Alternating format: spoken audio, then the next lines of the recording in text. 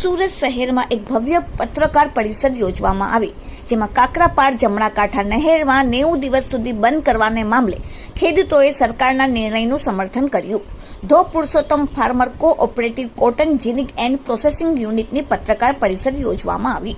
Purushottam ginning મંડળીના પ્રમુખ મનહર પટેલે પત્રકાર પરિષદ યોજી.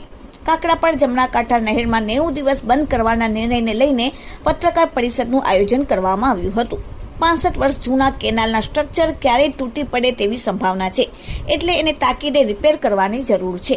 65 વર્ષ જૂના કેનાલ એક્વાડરમાં જર્જરિત હાલતમાં થઈ ગયા છે અને ભવિષ્યમાં તેને દ્વારા કોઈપણ જાતની જાન માલને નુકસાની ન થાય તે માટે 90 દિવસ માટે નવું સ્ટ્રક્ચર અને બાંધકામ થશે. તે માટે સરકારે 250 કરોડની ફાળવણી કરી છે, જે બાબતે તમામ ખેડૂતો દ્વારા સરકારના સમર્થન માટે આજે પત્રકાર પરિષદ યોજવામાં આવી. Bureau report, daily India TV, Surat. હાલમાં 90 દિવસ જે સિંચાઈ માટેની નહેરો બંધ કરવાનું વિચારણા હેઠળ છે, એ બાબતે ખાસ જણાવવાનું કે જે નહેરનું કામ 1958 થી 1965 દરમિયાન થયું હતું, એની પર જે એક્વાડક્ટ છે, કેનાલ સાઇફન છે, આવા લગભગ 16 જેટલા સ્ટ્રક્ચરો આવેલા છે અને નહેર પર પણ બીજા અન્ય નાના મોટા સ્ટ્રક્ચરો છે.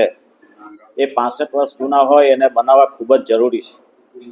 એના માટે સરકારે 250 કરોડ રૂપિયાની ફાળવણી પણ કરી છે અને અમારા બધા પિયત મંત્રીના, કોટન મંત્રીના, સુગર ફેક્ટરીના બધા સહકારી આગેવાનો ભેગા મળીને સરકારનો આ નિર્ણય છે એને અમે સમર્થન કરીએ છીએ અને આ બધા ખેડૂતો તરફથી, જે સહકારી મંત્રીના આગેવાનો તરફથી પણ આ બધા સમર્થનના કાગળો અમને મળ્યા છે.